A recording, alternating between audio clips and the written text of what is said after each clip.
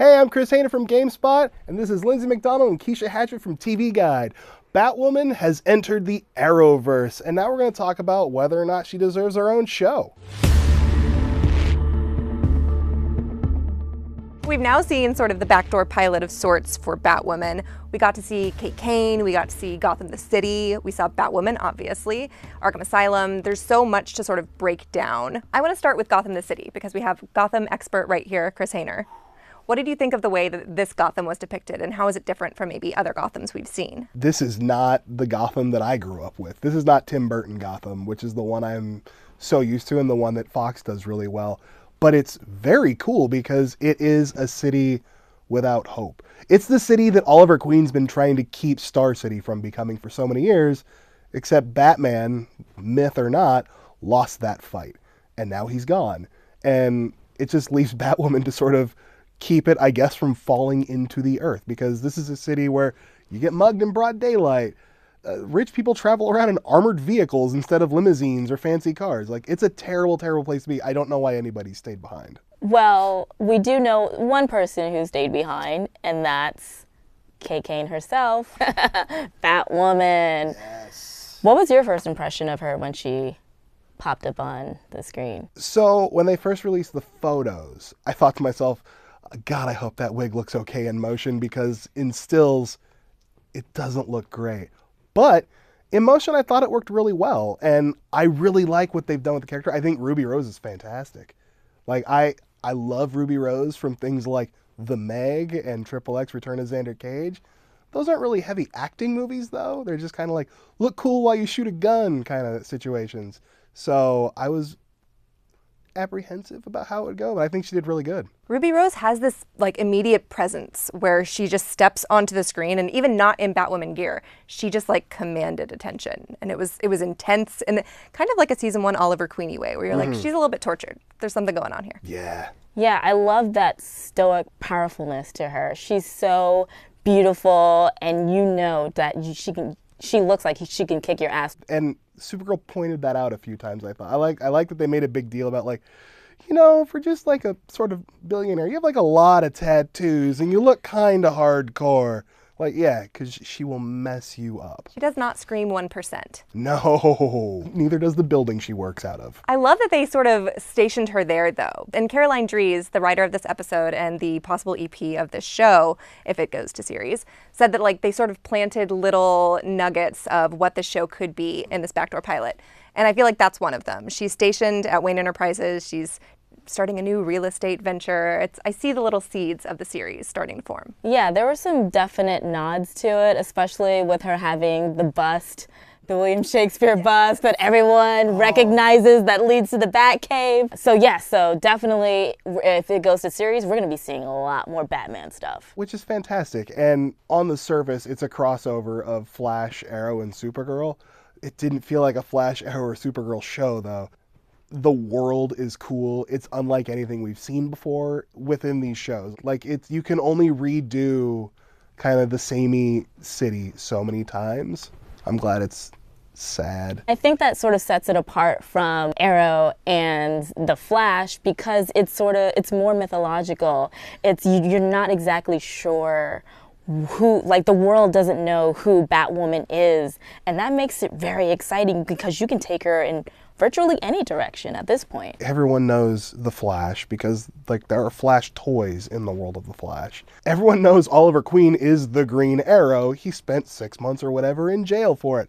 People outside of Gotham City don't even know if Batman is real. They think he's a myth. Having Barry and Oliver fight over whether or not Batman was real puts this potential show in such a unique spot, because it could be anything and still, you know, join up with the rest of the shows when need be, but it's off on an island by itself. I also really appreciated that was sort of a little bit of a nod to Arrow and The Flash. These shows have existed for years and years and years, and yet no one has ever mentioned this vigilante Batman who's saving Gotham City on the regular. And I thought that was a very creative and kind of funny nod to being like, yeah, we get it. We haven't mentioned Batman before. we weren't allowed to, but now we can. And we're going to go nuts with it. We're going to throw his name out there as much as humanly possible. So we sort of talked a little bit about the Batwoman of it all, but as someone who has not read any Batwoman comics and is totally new to this universe, I'm very curious about the Kate Kane of it all. Like, who is this woman? What is she about? What's her drive? Like, does anybody want to fill me in? Kate Kane, in the comics, we meet her. She was in the military, and then she got booted because she was gay. You know, the whole don't ask, don't tell policy. And so she came back to Gotham City, got rescued by Batman, and became a vigilante. All the cool kids do it. That's a very, like, Gen Z kick-ass origin story. Yeah, she is a badass. She's also Bruce Wayne's cousin, which they covered in the Elseworlds of it all, which that's the part I'm excited to see them explore. I want to know more about that relationship and how, listen, we all know these CW shows don't really stick to any one version of the canon. They kind of pick and choose and make things up as they go along. I'm really curious to see where they're going to fall in line with this version of Batwoman if they go forward with the show. I'm curious to see how Bruce Wayne's disappearance affects Kate Kane, because we can already see sort of how Batman's disappearance has affected Batwoman. She's alone on the streets in sort of a dead city fighting crime. But Kate Kane lost her cousin, who I would assume maybe they were close, maybe they had a relationship, and it seems very mysterious why and how he disappeared. So that's sort of the character drive part that I'm curious about. Yeah, and I would like to know, like, how is she handling this by herself? How can you protect a city alone? Because every other superhero show we've seen, they are fueled by a team. So I would think that Batwoman herself would also have some people supporting her on the field. We know the Wi-Fi password is Alfred. I feel like, come on. I don't think Alfred's going to be on this show. That would be great. I enjoyed the fact they played up that in her mind, Bruce has a good reason for not being there. So I feel like if there is a show, they have to touch somewhat on their relationship and what it means without him there. Yeah, she has to have a team. You can't have one of these shows with just one person walking around in the dark. Arrow Season 1 learned that. There was a lot of voiceover and a lot of monologuing until he got Diggle and Felicity. And listen, Batman has Robin and Batwoman can have a sidekick too. Why not? This might be a controversial opinion. More costume people, the better in my book. I'm on board. Have fun. If DC is really hands off in regulating what they can use now, and if they can use these characters they weren't allowed to touch before, go wild. I want to know who you guys want to see from the actual Batman universe. Which villains you want to see her go up against? Scarecrow. I love me some demented Arkham craziness. And also, I'm just a really big fan of Cillian Murphy, so I just want him to come back as Scarecrow. Cillian Murphy's not going to come to a CW show. You know what, Chris? Never say never. Never. Never. It's never going to happen. Cillian Murphy will never come to the CW. Justin Bieber wrote He's a song. A highly respected actor of film and probably stage.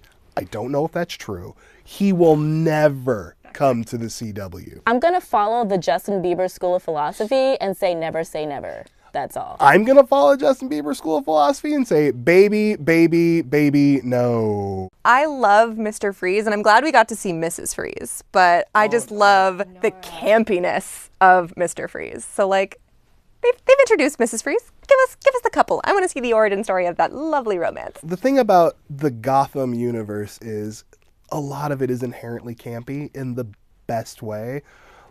Penguin is a guy who, his big weapon is an umbrella, and he goes, wah, wah, wah, wah, wah. What does he go? Wah, wah, wah, wah, wah. Like a penguin. I don't think penguins make that noise. I'm not sure why he does, but whatever. The Riddler is a guy who beats people by giving them unbeatable riddles. And before Nolan's version, the Joker was not...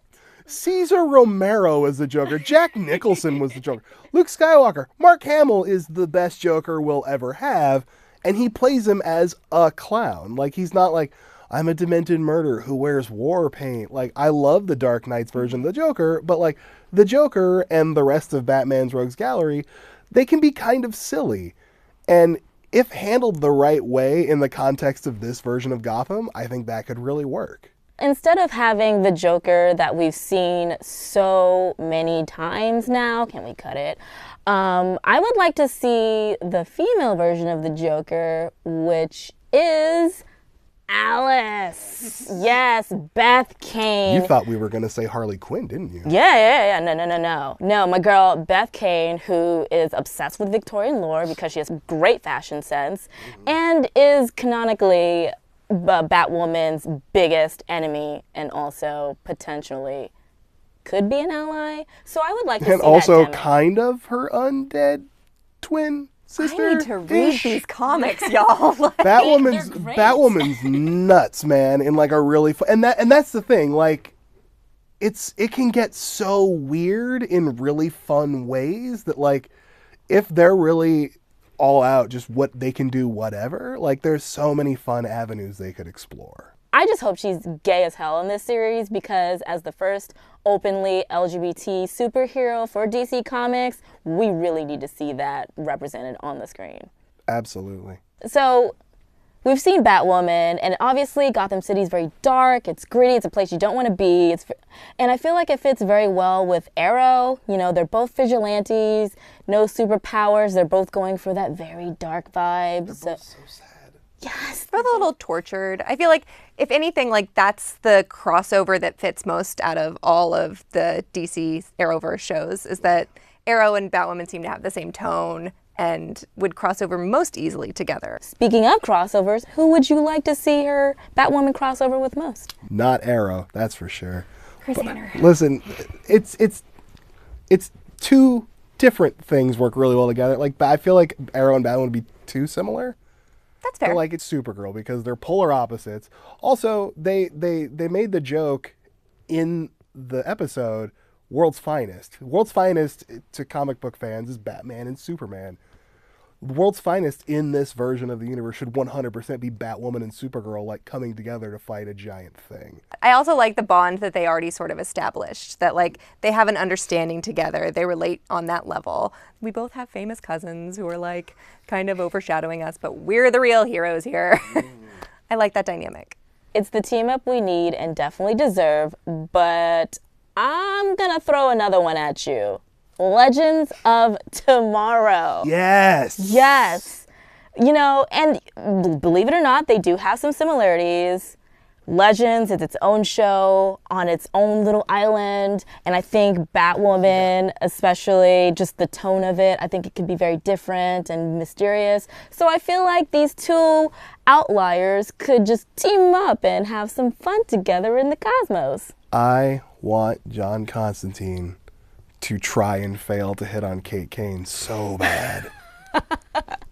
That's all I want in my life is for John Constantine to, like, really, like, I think I have a shot with this woman. No. Don't. Try it anyway, John. Why not? Speaking of, did we see Kate Kane try and hit on Kara for a second? Is that what happened? I felt those vibes. Yeah. I mean, Kara didn't like reject her or anything. She just moved on very quickly. But like, I would be like, hey, there's a different Danvers sister that you might have more luck with. Like, Yeah. The little moment they shared at the end of the episode where she's like, well, I know who you are too, Kara Danvers. I'm like, oh, you guys, I love this chemistry. Wink, wink, nudge, nudge, crossover. More. All right, so it's time to vote. Batwoman series, yay or nay? Yay. hard yay. Hell yay. It seems like a no-brainer. Like, after seeing what we saw, it could have gone terribly. Let's be real here. We remember Hawkman and Hawkgirl. We remember the Hawk Barista, right? It did not work out well, and it made for a very clunky first season of Legends of Tomorrow, a show that was not good at the beginning. This was such a good introduction. How could you be anti a new Batwoman show? I think it fits in really well. We can just add another show to Greg Berlanti's 100 million TV shows currently on the air right now. Won't matter to him. And this time next year, we can have Batwoman in the 4-way crossover. I say bring Legends back. Make it a 5-way crossover. Kill all these people. We say there's too many superhero shows on TV. And there are. And yes, to an extent, there is. But a lot of them are the same. And so this would be different. So why wouldn't you want to do it? I will also say we don't know how many seasons Arrow has left in it. I think 1, maybe 2 more before that show sort of goes quietly into the good night. And this really sort of fills that hole. We'll have a dark, gritty billionaire superhero with gadgets running around a very dark city that gets attacked every May. Yeah. All right, guys, so you've heard what we think of Batwoman. We want to hear what you think, so leave a comment down below and make sure to follow GameSpot and TV Guide on social media. And keep your eyes peeled for our next crossover.